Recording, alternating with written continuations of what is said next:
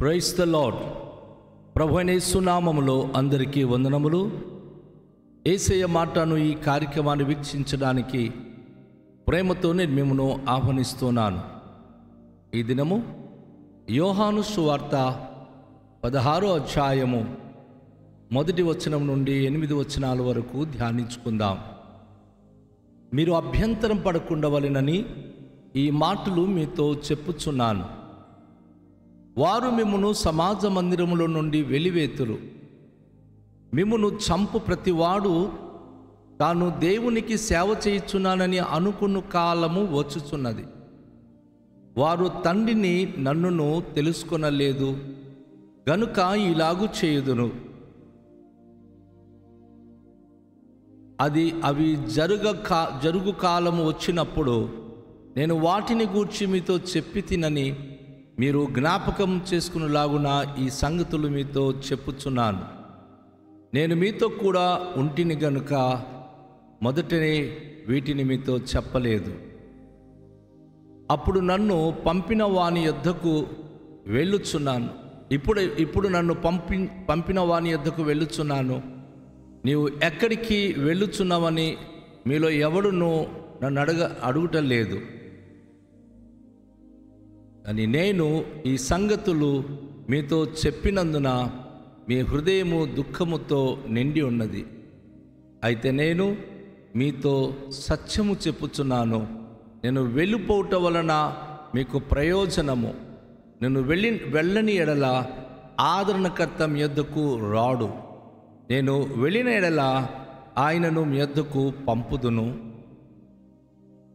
ఆయన వచ్చి పాపమును గూర్చి, నీతిని గూర్చి, తీర్పును గూర్చి లోకమును ఒప్పుకొన చేయును. ప్రభునందు ప్రియమైన వాళ్ళారా, ఈ వచన భాగంలో చాలా ప్రాముఖ్యమైన విషయాన్ని మనము చూస్తున్నాం. యేసు ప్రభువారు తను మృతి నొంది ఆయన ఆరోహణమై పరలోకానికి వెళ్ళే ముందు ఈ విషయాలన్నీ ఆయన తెలియచేస్తూ ఉన్నాడు. ఎవ్వరు కూడా మీరు అభ్యంతర పడకూడదు. యేసును నమ్మిన వారు, యేసు యొద్దకు వచ్చిన వారు, యేసును గురించి హింసలు కానీ, అవమానాలు కానీ, దుఃఖము కానీ జీవితానికి సంభవించినప్పుడు ఎవ్వరు ఎలాంటి అభ్యంతర పడకూడదు. చాలామంది అభ్యంతరపడి దేవుని సన్నిధిని మానుకునేటటువంటి పరిస్థితులు మనం చూస్తూ ఉంటాం. కానీ ప్రభువారు చెప్తా ఉన్నారు, మీరు అభ్యంతర పడకూడదు. అందుకే నేను మీతో ఈ మాటలు చెప్పుచున్నానని ప్రభు చెప్తూ, వారు మిమ్మును సమాజ మందిరములలో వెలివేయుతురు. మిమ్మును చంపు ప్రతివాడు తాను దేవునికి సేవ చేయుచునని అనుకున్న కాలము వచ్చుచున్నది. ఇది వాస్తవం. నేటి ప్రపంచంలో అనేక మంది ప్రజలు దేవుని ప్రజలను చంపుతూ, బలి చేస్తూ, దేవునికి మేము బలులు అర్పిస్తున్నాం, దేవుని పేరట, దేవతల పేరట వీరిని చంపుడు ద్వారా మేము ఏదో ధర్మ సంస్థాపన చేస్తున్నామని కొందరంటే, కొందరేమో దేవునికి ఇష్టమైన బలులు నరబలియే కాబట్టి వారికి వధించాలి అని చెప్పి మరొక బ్యాచ్ వారి ఈ విధంగా మాట్లాడుతూ దేవుని స్వార్థ ప్రకటించి జీవిస్తున్న ప్రజలకు, క్రీస్తు కొరకు బ్రతుకుతున్న వారికి నిర్దక్షిణంగా చంపుతున్నారు. భయంకరంగా బలవంతంగా వారు వారి మీదికి దాడి చేసి అనేక మందికి వారు చావగొడుతున్నారు. వారిని అడిగినప్పుడు మేము దేవుని సేవ చేస్తున్నామని చెప్పి అనుకుంటున్నారని వాక్యం ద్వారా యేసయ్య ముందే చెప్పారు. వారు నా ప్రజలను చంపుతూ మేము సేవ చేస్తున్నామని చెప్పు కాలము వస్తుంది. అంతేకాకుండా అనేక మంది సమాజ మందిరం నుంచి వెలివేస్తారు. వారితో మాట్లాడకూడదు, వారి దగ్గరికి వెళ్ళకూడదు. ఈరోజు కూడా చాలామంది ఇలాంటి వారు ఉన్నారు.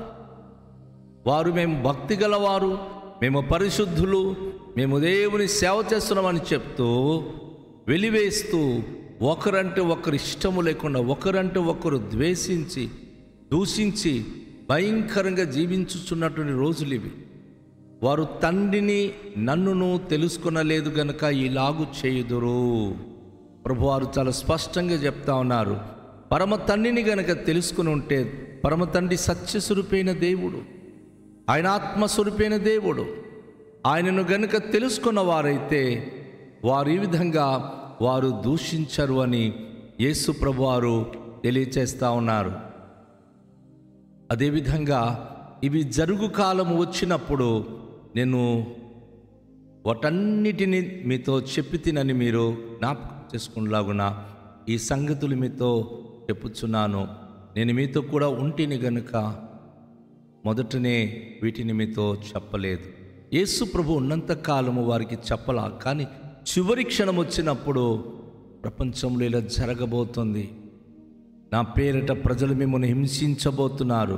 నిజమైన క్రైస్తవులకి హింసలు వస్తాయండి. నిజమైన దేవుని బిడలకు అనేక మంది దూషిస్తారండి.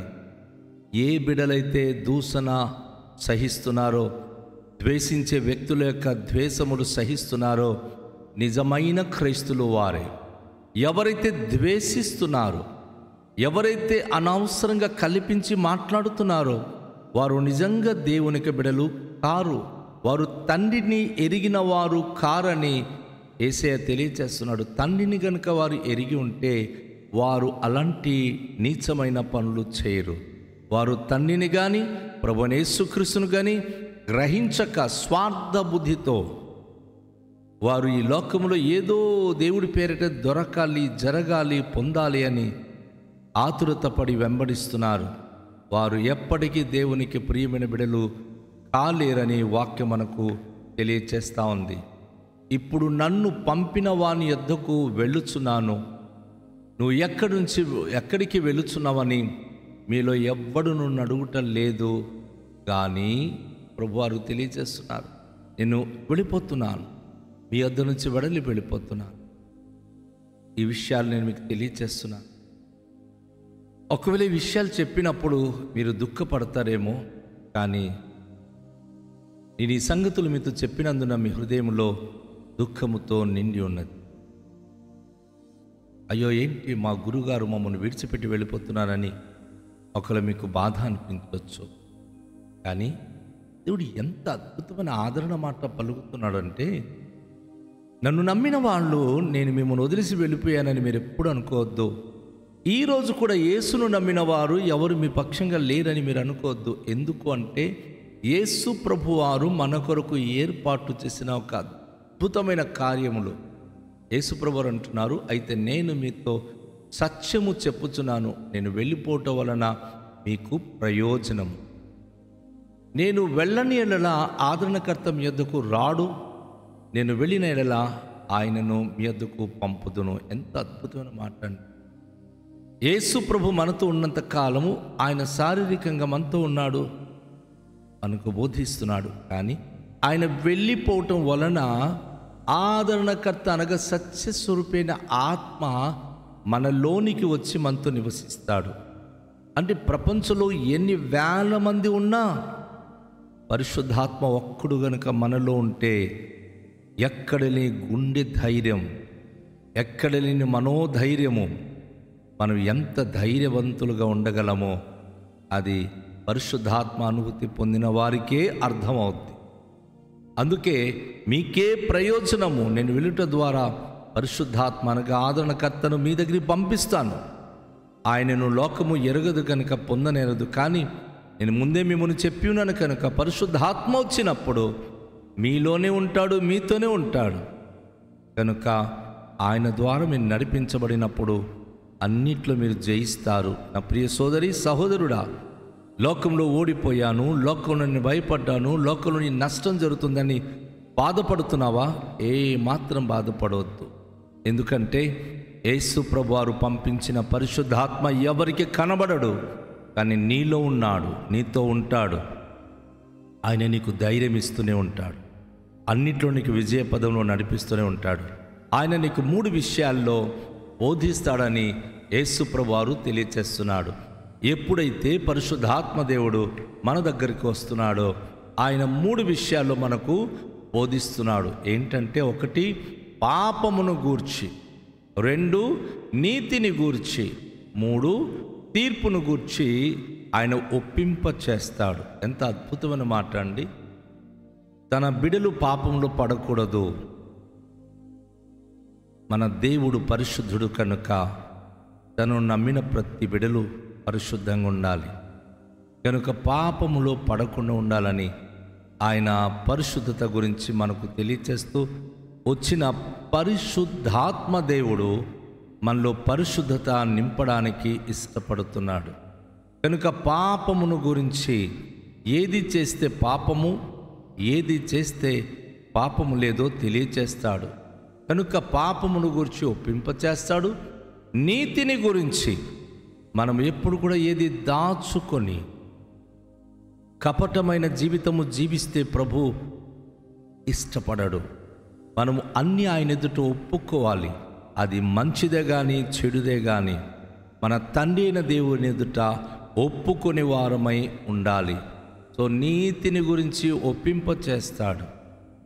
నీతి మన జీవితంలో ఏలుబడి చేసినప్పుడు మనం ఎప్పటికీ నిర్భయంగా ఉండగలుగుతాం. నీతిమంతుడు విశ్వాసమూలంగా బ్రతుకుతాడు. కనుక నీతిని గురించి ఆయన మనకు ఒప్పింపచేస్తాడు.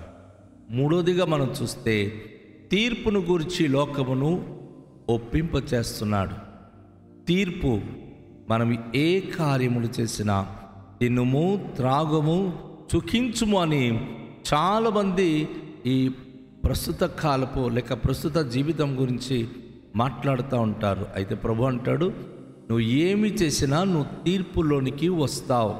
కనుక నువ్వు తీర్పు తప్పించుకోవాలంటే, శిక్ష విధి తప్పించుకోవాలంటే నువ్వు ప్రభు అయిన యేసుక్రీస్తును విశ్వసించి ఆయన ఆత్మ ద్వారా నడిపించబడాలి. ఆయన ఆత్మ ఒప్పింపచేసే ఏ విషయమైనా సరే నువ్వు జాగ్రత్తగా ఒప్పుకోవాలి. తీర్పు ఉంది, ఒప్పుకొని నీ జీవితంలో చేస్తున్న ప్రతి విషయంలో జాగ్రత్త వహించి తీర్పు నుంచి నువ్వు ప్రభు దగ్గరికి దాటిపోవాలి. దేవుని యొక్క రక్షణ మార్గానికి నువ్వు వచ్చేయాలి. అది ప్రభు మన జీవితంలో నుంచి కోరేది.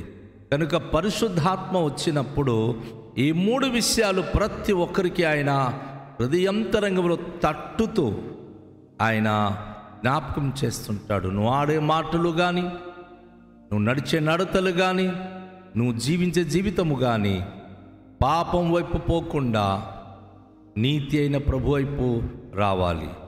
పరిశుద్ధత కలిగి ఉండాలి. నువ్వు నీతిమంతుడిగా ఉండాలని ఒప్పింపచేస్తాడు. పాపమును గురించి, నీతిని గురించి.